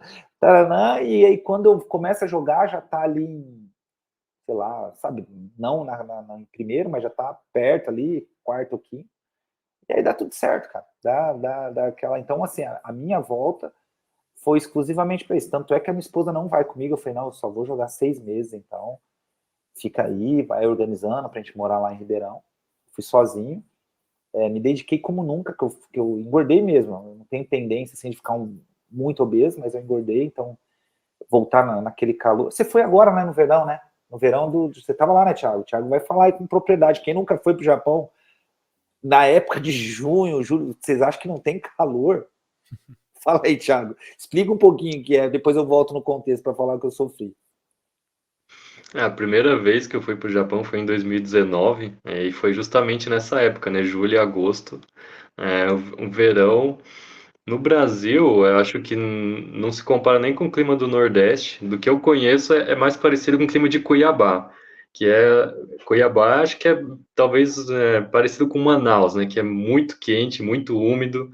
Então, na maioria dos lugares do Brasil, você não vê esse calor. Então, é Eu muito queria uma quente. testemunha, porque ninguém, quando eu falo, é impossível. Eu falei, cara, e eu já tinha jogado lá, mas eu acho que o fato de eu estar mal fisicamente, eu não conseguia. E aí, os meus primeiros jogos, eu entrava faltando 15 minutos e parecia que eu estava jogando 90. Aí, tudo aquilo, aquela dificuldade, eu falei, nossa, o que eu vim fazer aqui, cara? O que eu voltei? Para que eu voltei? Pô, vou queimar tudo que eu fiz. E aí, quando eu dou uma melhorada, o Okuman não me colocava. Com 2, 3 jogos, ele não me colocava. Aí eu cheguei nele, falei, Ino, se eles me trouxeram, só quero que ele me faça, se eles me trouxeram aqui, que aí começou a ir mais torcida, o time melhorou, eu era um cara de falar ali na roda, então de motivar. Falei, se eles me trouxeram só para isso, pelo menos me fala. Eu também não me cobrar tanto e eu vou aí, fico praticamente de auxiliar. Aí ele falou, não, eu tô esperando um momento certo, porque o time deu uma encaixada, mas continua que vai. E aí, por uma infelicidade do Roberto César, ele machucou, e no jogo que ele machucou, eu joguei 1, 2, no terceiro jogo contra o Kyoto, eu faço 3 gols, aí o resto é história. Então, o motivo principal, voltando à sua pergunta, foi de poder, eu voltei a ter vida, que eu não estava em depressão, não tinha estafa, não tinha nada, mas voltei a ter paixão por jogar futebol. Quando eu voltei para o Brasil, eu perdi aquela paixão, e quando eu volto para o Tóquio, eu voltei a ter paixão. E aí, 6 meses, quando chega ali dezembro, que a gente está para ganhar, subimos e fomos campeões, eles tinham me deixado aberta a possibilidade de eu não jogar até no High, de voltar, porque eu só tinha contrato, mas eles falaram, se você não quiser. Desculpa. E aí eu decidi ficar, eu falei, não, eu vou jogar. E no caminho surge uma matéria que o Marino estava meio atrás de mim. Só que eu não tinha nem empresário. Era mentira, não sei quem que pôs, uma matéria naqueles jornais, uma matéria grande, que eu seria a contratação do Marinos, eu não tinha empresário, era mentira. Aí os diretores, mas você quer continuar? Eu falei, não, eu vou parar, tal. Aí, mas se a gente fizer uma proposta, você pensa? Aí foi que eu fiquei mais 2 anos. Aí eu acabei falando com a minha esposa, e eu tinha voltado a ter motivação e fiquei mais os 2 anos. Foi essa história. No começo, até para contextualizar, a torcida do Atlético chateada um pouco, assim, né? Porque é paixão, entendi. Um podcast recente eu consegui falar de novo tudo disso. O Tetris, se você colocar aí Jogos Inesquecíveis, lá vai ter essa entrevista que eu consegui falar, porque o Paulo Rink, que era o diretor na época, me defendeu, o Ocimar Bolicenho, que era o diretor executivo, me defendeu, porque falaram, cara, não. O Tóquio fez uma carta, eu pedi para que eles fizessem uma carta falando tudo que eles tinham me falado para mim, os motivos que me levavam lá, porque não estava conseguindo estrangeiro. Então, assim, eu saí, tanto é que eu tenho abertura total no Atlético. Se vocês viram domingo passado, domingo, não sei, né, quando que vai ser, desculpa, até depois você corta. Mas recentemente, eles, no jogo contra o Flamengo, eles fizeram um copo comemorativo, que o gol que eu fiz lá do Eu Sou Lucas, e foi sucesso lá de venda no estádio. Então, assim, não ficou nenhuma mancha, porque foi muito explicado e foi muito honesto da minha parte. Eu realmente queria parar, mas a paixão, né, pelo clube, pelo país, me fizeram voltar. Que legal. E uma dessa época, né, desse retorno seu para o UFC Tóquio, é até uma dúvida muito nossa aqui, assistindo, acompanhando o futebol japonês, que como são os jogos na segunda divisão, né? Você volta, é um jogador importantíssimo até para tentar pegar esse objetivo da equipe, que era o retorno, né? O UFC Tóquio rebaixado em 2010, quer retornar o quanto antes para a primeira divisão, que é um local onde o UFC Tóquio jamais deveria sair. E como é esse jogar a segunda divisão? A diferença era muito grande dos jogos entre as equipes da primeira divisão? Era muito parecido? Tinha alguma dificuldade em jogar os jogos da J2 que você achava que não tinha jogando jogos da primeira divisão, por questão de estrutura, estádio, demora de locação de local para o outro? Como que era isso, Lucas? Exatamente isso. Você tocou em todos os pontos. Os campos que eu estava acostumado, todo aquele tapete. Eu acho que até o momento que eu fui, né, que eu te falei que foi no calor ali, né, eu peguei campos muito secos, coisa. Eu lembro de um jogo em Ehime, assim, que, nossa, estádios assim mais não universitário, não é no centro onde teve a Copa do Mundo, né? Porque os estádios ficaram maravilhosos, né? Pela Copa do Mundo, né?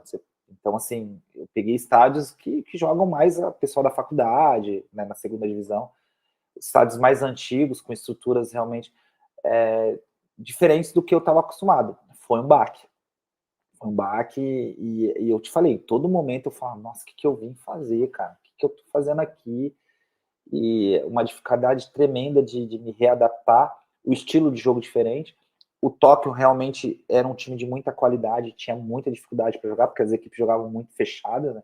Porque o elenco do Tóquio era um elenco bom ainda, não era um elenco ruim, com várias contratações ainda, com meninos jovens, então assim, eram jogos muito truncados, e porque na primeira divisão o Tóquio era um time de meio de tabela, então normalmente o Tóquio se defendia. E lá não, a gente tinha que propor jogo, e era isso que estava tendo muita dificuldade, porque o Okuma era um treinador defensivo, assim, né? Não que defensivo, mas é mais reativo, né? Que hoje é um linguajar mais bonito, mais polido. Então, assim, tinha muita dificuldade, muita. E aí, a partir do momento que a gente conseguiu jogar o jogo da segunda divisão, as coisas começaram a andar, assim, mas eu tive. Não só eu, né? O clube todo teve muita dificuldade em se readaptar, porque o Tóquio, a história é linda, né? Thiago que conhece também, você, Thiago Cruz, aí sabe que é uma história bonita de tudo que vem, da época amadora. Então, assim, é um clube que ainda é jovem, né? Não é da liga, daquele grande seleto grupo da J-League, né? Então, ele voltou para o lugar que não era dele, mas que ele tinha tido muito tempo, mas não estava adaptado de novo. Então, teve que fazer uma readaptação e trocar a roda com o carro andando, né? Então foi bem difícil, mas na hora que deu tudo certo, cara, aí era goleada atrás de goleada, era jogos, o último jogo foi em Totig, né, na verdade do título ali, acho que contra o Belmari que a gente conseguiu acesso, mas em Totig, então assim, estádios acanhados, sempre com a nossa torcida, mas com muita dificuldade. O UFC Tóquio, né, já, como você tinha falado, né, não é daquela primeira leva, né, dos clubes fundadores da J-League, já seria da segunda leva, né, dos times que fundaram a segunda divisão, né, UFC Tóquio, Kawasaki Frontale, entre outros, e mais que já estão a caminho de tornar times grandes, né, já são times entre as maiores torcidas do Japão, no caso do Frontale já ganhando vários títulos, né. E aí, no final de 2013, né, você ficou no UFC Tóquio até 2013, aí você se aposentou, fizeram uma cerimônia até bastante emocionante para você lá na sua despedida na Ajinomoto. Você chegou até a fazer gol nesse último jogo, que foi contra o Vegalta Sendai. Você terminou a temporada até com 11 gols, né? Tava com 34 anos, fez 11 gols na J1 na sua última temporada. Deixou até a impressão de que dava para continuar jogando um pouquinho mais, né? O pessoal não falou, oh, continua mais aí, não. Tava.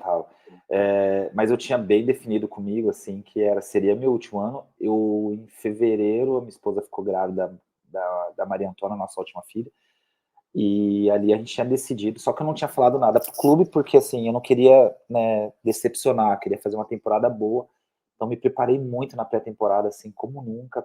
Eu não ficava fora de treino, você falou 34, mas eu joguei os 68 jogos da J-League. Os 2 anos eu joguei todos os jogos. E um dado que teve lá, que é gostoso para vocês, depois que eu voltei para o Tóquio, em 2011, todo jogo que eu fiz gol, o time empatou ou ganhou. Então foi isso até o final, né, da minha carreira. Então, assim, eu realmente estava muito bem, mas eu queria parar dessa maneira. Eu tinha uma coisa comigo, quando eu parei com 32 anos, eu não queria que as pessoas ficassem, sabe, sempre, nossa, mas o cara tá roubando, o cara não tem mais condições. Eu parei da maneira que eu queria. Quando eu decidi em agosto, foi depois do hat-trick contra o Mia.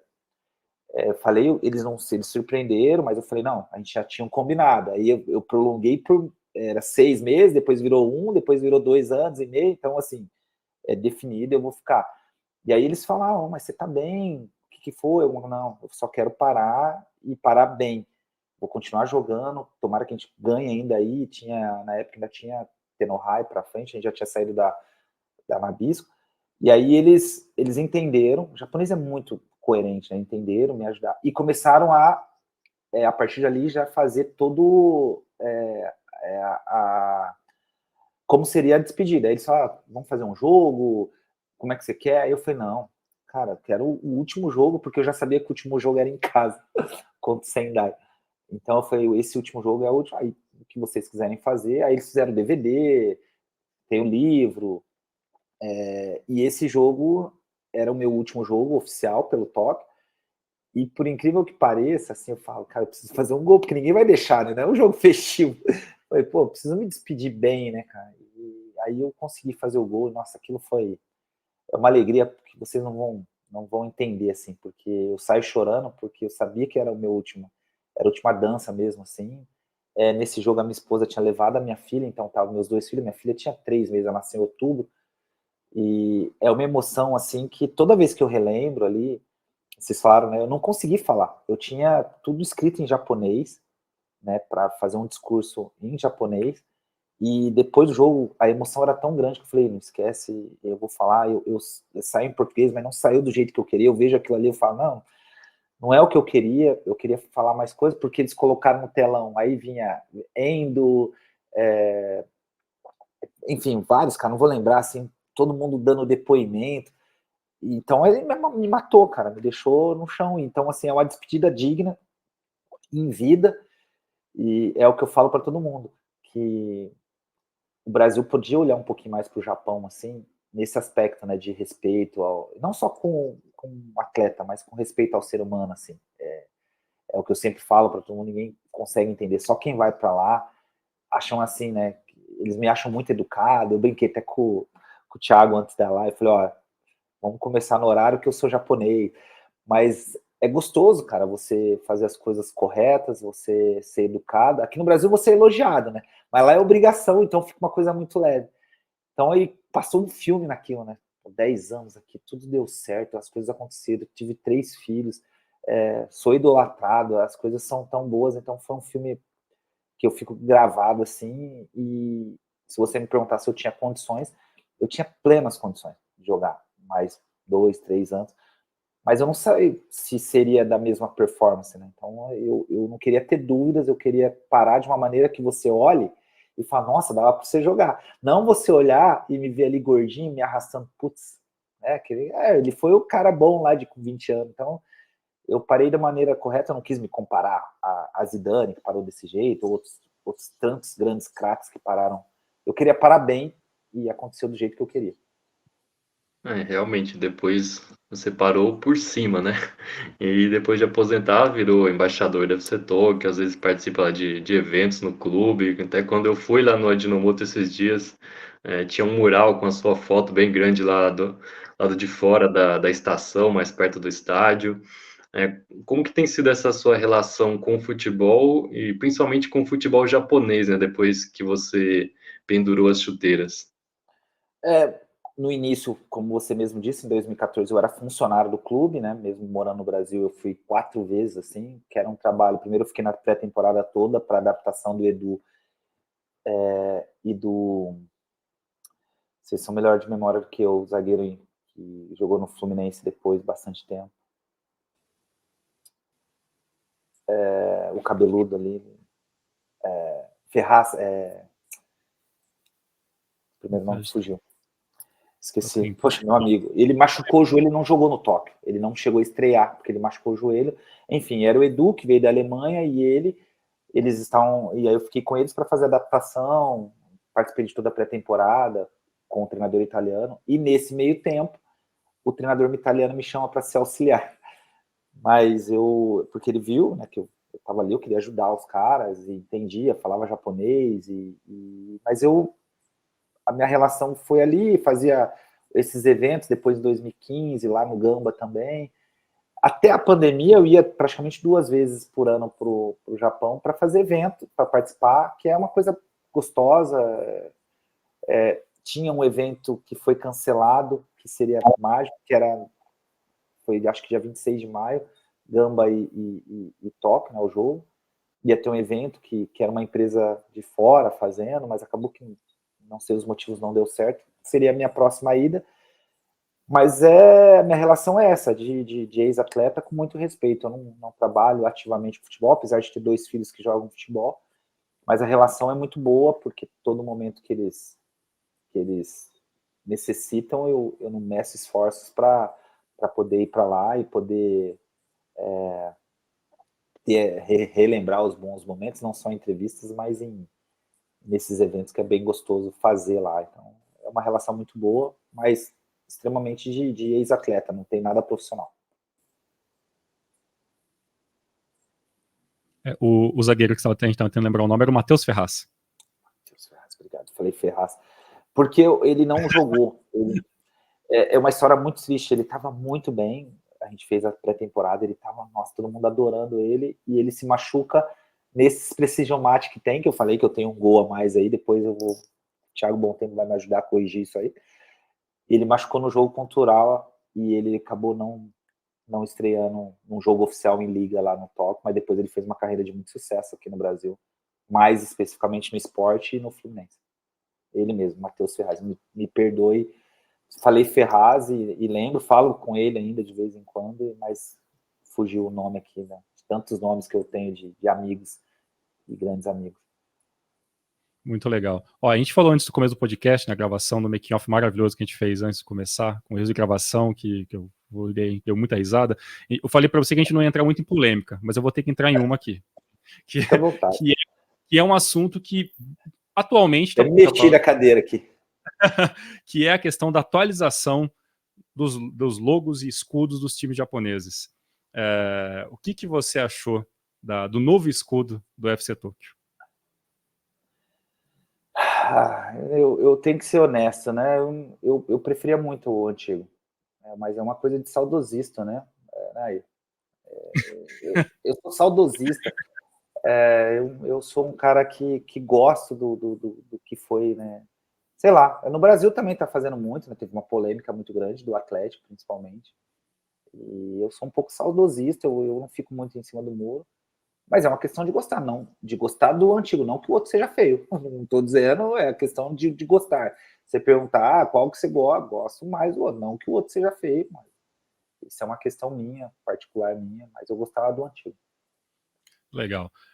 Lucas, uma pergunta que eu queria muito fazer para você desde o começo, que é a sua história que você tem com videogame. Eu vi você falando isso numa entrevista sua, que você, uma parte da sua carreira ali, você começou a utilizar o videogame até para passar tempo e tudo mais, né, para ser o seu descanso fora dos gramados, e o jogo que você gostava muito de jogar, até com seus amigos de clubes, era a franquia Winning Eleven, né, que foi por onde eu conheci você, depois que virou. Saudosista, eu vou ficar feliz de eu falar isso. Que tristeza não ter mais, mas tá bom.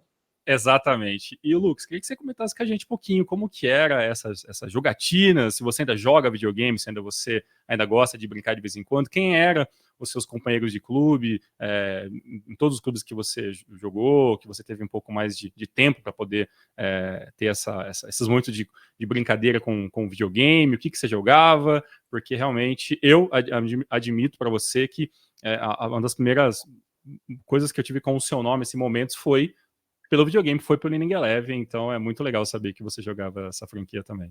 Eu vou mudar um pouco aqui, eu vou perguntar qual a idade de vocês? Perdão. Eu tenho 35. 35 e o Thiago, bom tempo? 38. Então vocês têm uma idade bacana para relembrar. PlayStation 1, 1998, Atlético Paranaense é o primeiro momento que eu tenho contato, porque assim, eu tenho que ser honesto, eu não sou paupérrimo, né? Assim, o meu pai é um cara que trabalhou muito na vida, minha mãe nunca trabalhou, então eu venho de uma família humilde, porém nunca passei necessidades, mas assim, a gente não tinha grandes luxos, e um deles era não poder ter videogames, né, em casa, assim. Meu pai a gente teve um Dakar, que era uma versão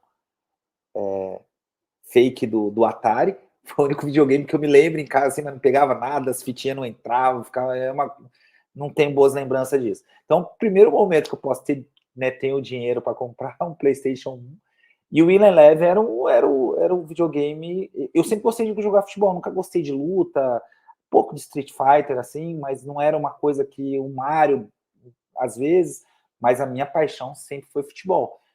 Uma distração em concentração, futebol. Eu e o Cocito, a gente vem...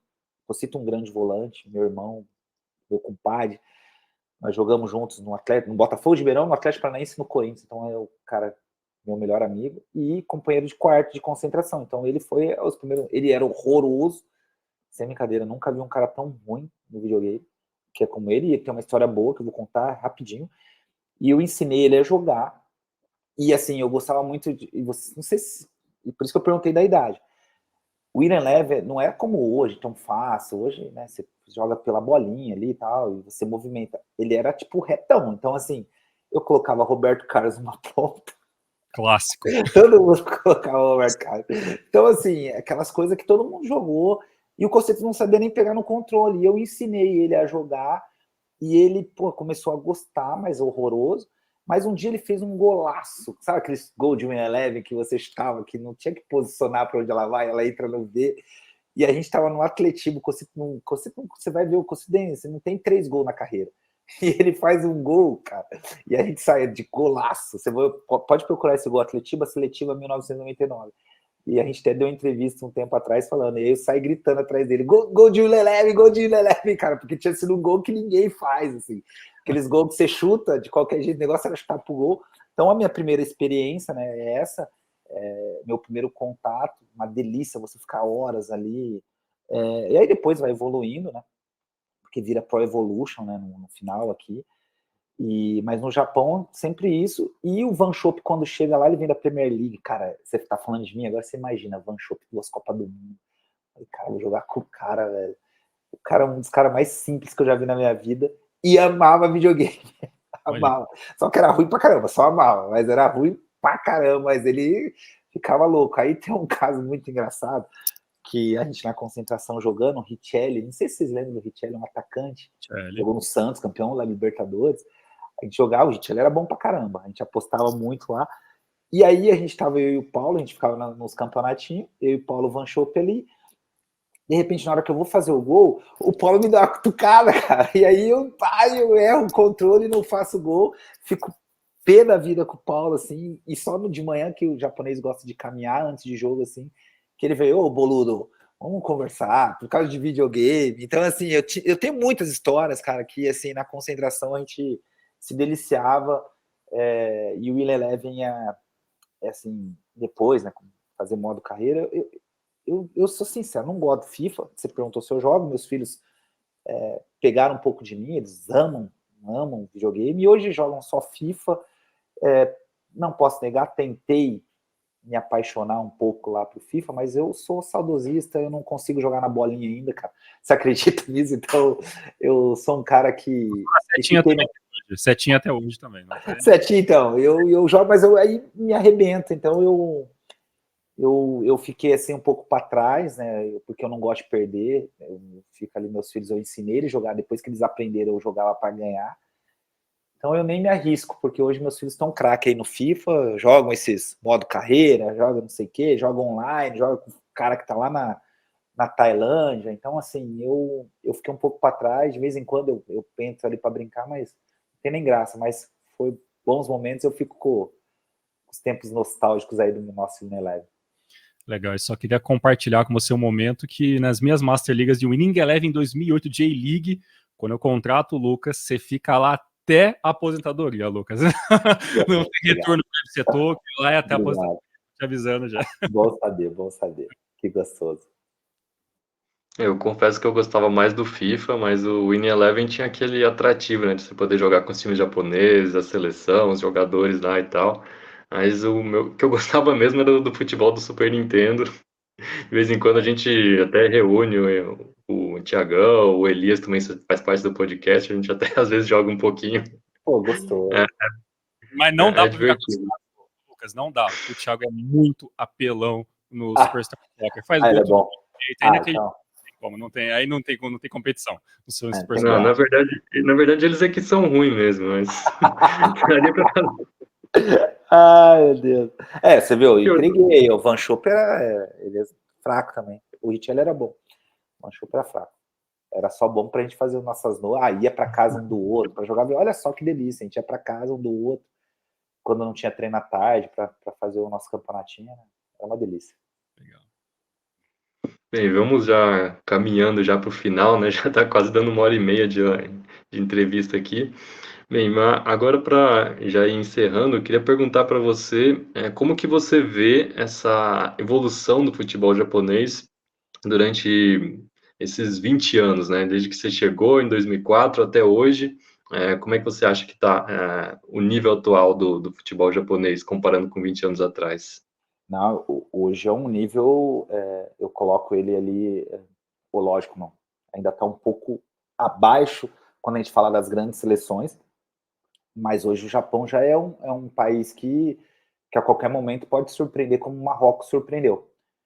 Eu acho que assim, ele está dentro desse patamar. É óbvio que a gente, quando fala de Argentina, de Messi, França de Mbappé, a Inglaterra de Kane, que a gente está vendo a Eurocopa, um campeonato de um nível bem forte, o Japão ainda teria dificuldades para falar que é o grande favorito, mas de ser uma grata surpresa e uma grande surpresa, como está sendo nas últimas Copas do Mundo, isso demonstra o quanto que eles evoluíram. O que é mais difícil é a genética, né? A gente tem uma grande dificuldade quando a gente lembra do jogo da Bélgica, poxa, a altura, é óbvio, tem um pouco da malícia, né? Que você não precisa fazer um ataque lá e levar um contra-ataque ganhando de 2-1, como a gente levou a gente, olha, eu torço tanto pro Japão que eu vou falar, gente, como levou o gol lá em 2018. Então, assim, tem um aspecto genético, né, que eu falo de corpo, que isso é um fator que faz muita diferença quando você vê.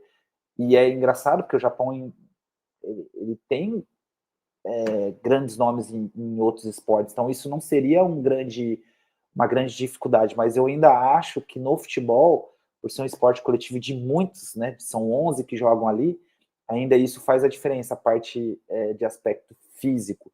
E não físico, porque o japonês tem a parte de aeróbica muito boa, né, não sofre ninguém, mas eu falo de contato, de força, de explosão, eu acho que ainda tem algumas limitações que são genéticas. Eu acho que isso é uma dificuldade que aos poucos eu estou vendo que está tendo cada vez mais uma mistura ali, né, como teve muito africano lá no Japão, você vê que tem vários outros jogadores, como teve Alex e você falou bem do Túlio, acredito que possa ter um ou outro ali que faça, como tem Rudiger na Alemanha, eu acho que isso é uma questão normal, até para o futebol, o negócio, né, eu gosto, não sou xenofóbico, mas eu ainda gosto da raiz, né, japonês é japonês, brasileiro é brasileiro, alemão é alemão, mas eu sei que isso é uma coisa utópica minha, é normal de acontecer, eu acho que vai ser difícil acontecer no Brasil, porque, nossa, imagina um argentino naturalizado brasileiro jogando uma Copa do Mundo, eu não me imagino, eu acho que eu vou morrer e não vou ver. Nem treinador estrangeiro a gente quis, né? Então ainda a gente está um pouco no passado. Mas eu acredito que talvez isso poderia encaixar para dar um pouquinho mais dessa igualdade quando a gente fala no aspecto físico. E aí a questão da maturidade, que em alguns momentos ainda deixa um pouco a desejar, mas do resto, cara, é algo impressionante o quanto evoluiu, é bonito de ver.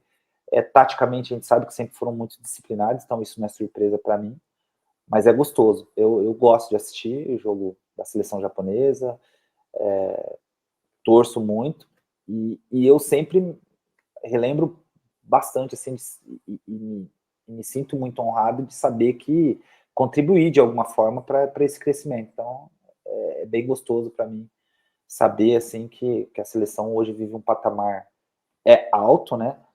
E torço para que aconteça o que eu estou sonhando, né? Do Japão um dia ter uma conquista mais relevante, lógico, a Ásia eles já conquistaram várias vezes, mas por que não um título aí de nível internacional? O que eu vejo muita gente falando, né? Acho que falta um pouco da mentalidade, né? Às vezes, um momento decisivo, parece que a mentalidade dos jogadores japoneses pesa um pouco, né? Mas assim, já para encerrar aqui nossa conversa, falar um pouquinho também do futuro do UFC Tokyo, né? Uma coisa que até tinham me falado lá e que eu nem tinha me ligado é que essa mudança de logo também tem a ver com a nova dona do UFC Tokyo, né? Que esse foguinho aqui, que era a marca registrada aqui do Que era emblema da antigo, faculdade. era da Tokyo Gas, né? A empresa distribuidora de gás, a de Tóquio, agora mudou para Mixi, né? Sim. Mixi, que é uma outra empresa, né, da área de tecnologia e tal, então foi meio que uma exigência aí para mostrar uma nova era, né? Representar uma nova era do clube, novos donos, enfim. Mas como é que você vê a evolução da FC Tóquio agora com essa nova gestão da Mix? Será que o time está no caminho certo para conquistar esse tão esperado primeiro título da J-League? Ambição eles têm. Como eu falei, como essa transição foi bem na época que eu fui menos para o Japão, né? Eu não tive tanto contato para saber realmente quais são os planos. A minha última ida foi em 2022, para um evento que não tinha nada a ver com o Tóquio, mas aí não tem como, né? Você acaba indo lá, fui nos jogos, fui muito bem recebido, acabou que eles me convidaram depois para participar do final da temporada, né? Que é um evento com todos os torcedores, então... Mas eu não tive, assim, um contato direto de uma conversa para saber quais são os planos. A gente sabe que tem, mas eu estou dizendo qual o prazo para isso. É a curto, é médio ou a longo prazo? Então eu seria leviano de falar algo desse tipo. Mas que eu sei, né, através desse meu grande amigo que é o Hino, que os planos são esse mesmo, né? Eles tiveram uma conversa com o Arsene Wenger para ser o diretor executivo, então acabou que não deu certo a vida dele. Não era para ser treinador, mas sim um diretor. Então, só nisso você já vê quais são as ambições. E a gente torce, né, para que se realize. Eu nem sei se essa questão do staff fora, assim, as contratações, né, já estão sendo boas, assim, a gente vê que os japoneses têm um nível altíssimo já. Eu acredito, é questão de tempo. Eu acho que é questão de tempo para que as coisas se encaixem assim e esse título sonhado chegue. Não é fácil, né? A gente sabe que não é fácil, mas eu acho que está bem encaminhado. Eu juro para vocês que se eu descobrir, vocês serão os primeiros a saber aí quais são os planos da Mix, né? A curto, longo, a médio prazo, mas hoje eu, apesar de ter uma identificação muito forte, eu não tenho essa notícia para dar para vocês. Mas eu sei que eles têm muita ambição. Que legal. Lucas, a gente queria agradecer você mais uma vez pelo seu tempo, por essa entrevista maravilhosa, mais de 1h30 aqui de um bate-papo riquíssimo, por dar até a gente poder estar compartilhando coisas pessoais nossas e conhecer sua carreira. Foi um negócio maravilhoso, a gente agradece demais mesmo. Com certeza todo fã de futebol japonês vai adorar essa entrevista e tudo que a gente conversou aqui. E claro, a gente queria muito te desejar muito boa sorte, Deus abençoe sua família, né, os seus negócios, que hoje você já fora do futebol, já hoje tem outros negócios, e que isso seja sempre muito próspero. Seu filho, né, também agora é jogador de futebol, que dê tudo certo na carreira dele, a gente vai ficar sempre de olho e torcendo muito aqui de fora. E se você quiser deixar alguma mensagem, alguma coisa para os fãs de futebol japonês que estão ouvindo a gente vai ficar muito grato, e desde já a gente agradece demais a sua participação aqui com a gente. Bom, Thiago, muito obrigado mais uma vez. Foi fantástico, você vê, passou que eu nem vi também. Na hora que falou, falo muito, né? Mas foi delicioso. Eu pude... vocês podem pensar que é demagogia, mas não. Mas pude explanar coisas que em outras oportunidades eu não tive espaço, né? Porque às vezes é uma coisa mais rápida, principalmente quando é em televisão e ao vivo, a gente não consegue falar coisas que às vezes você consegue explicar melhor. Então eu agradeço aí a oportunidade, o espaço, o tempo. Desejo para vocês, principalmente, né, todo sucesso, que continue tendo essa motivação para trazer. Pode ter certeza que tem pessoas assim. O Thiago Bom Tempo, ele não me conhecia assim, a gente não se falava, mas eu já acompanhava muitas coisas, principalmente porque eu gosto de ver e tem que enaltecer o trabalho sensacional. O livro já chegou aqui, ainda não li. Você vai perceber que eu não sou mentiroso, mas com o tempo eu vou ler sim. Então, assim, agradeço a oportunidade e peço, principalmente para vocês, que mantenham essa motivação de trazer essas informações, de trazer tudo que vem do Japão, que com certeza tem muita gente, e o que eu tenho a dizer é que essas pessoas que gostam do futebol japonês continuem consumindo, que eu sei que para vocês é importante ter público para isso, eu sei que para vocês eu acho que é uma paixão, então independente se é 10 e 1 milhão, vocês vão continuar, mas a gente que sabe, né, que para o trabalho, quando é bem feito, é gostoso ser enaltecido e ter muito mais visualizações. Então o que eu peço é isso, que as pessoas que realmente gostam do esporte, futebol, e principalmente esporte japonês, acompanhem, né, o trabalho de vocês, que eu não tenho dúvida que não vão se decepcionar. Lucas, muito obrigado mais uma vez. Foi para mim uma honra, né, ter a sua presença aqui conversando com a gente. A conversa que rendeu muito mais até do que eu esperado. Eu fiquei muito feliz também, já que você fez questão, né, de adquirir o meu livro. Foi até essa entrevista, vamos usar ela até para contar a sua história numa eventual segunda edição do livro, né, fazer algo mais detalhado do UFC Tóquio, contar mais sobre, né, os bastidores do time, vamos tentar falar com o Amaral também. Enfim, mais uma vez, muito obrigado, e um sucesso aí para sua continuidade aí dos seus projetos futuros, e também para o seu filho, né, começando a carreira aí, quem sabe ele até não jogue no Japão um dia também, né, já que ele já morou lá, acho que já deve se virar no idioma também, né. Seria bom, seria mágico. Lógico, deixo tudo nas mãos de Deus, ele tá indo bem, já tem seu contrato profissional, já estreou ano passado com 17 anos na Série B, então ele, é óbvio, devagar, a gente sabe que é bem difícil essa carreira, mas ele está sonhando bastante, está trabalhando bastante, e quem sabe, seria mágico, nossa, seria... Aí a briga fica com o Thiago, aí onde que ele vai jogar, se é no Gamba ou no UFC Tóquio, aí é com vocês, o que ganhar aí, joga uma partidinha de Will Leve e aí depois decide. Mas obrigado Então, acho mesmo. que vai ter UFC Tóquio, hein? Não pode, pai não pode interferir. Aí não sem chance. Mas agradeço mesmo, mais uma vez, foi fantástico. Obrigado de coração. É isso aí, pessoal. Esse foi Lucas, jogador de Gamba Osaka e UFC Tóquio, uma carreira fantástica. Espero que vocês tenham gostado. Tamo junto e até o próximo episódio do Renova Podcast. E até a próxima entrevista. Um forte abraço e tchau, tchau.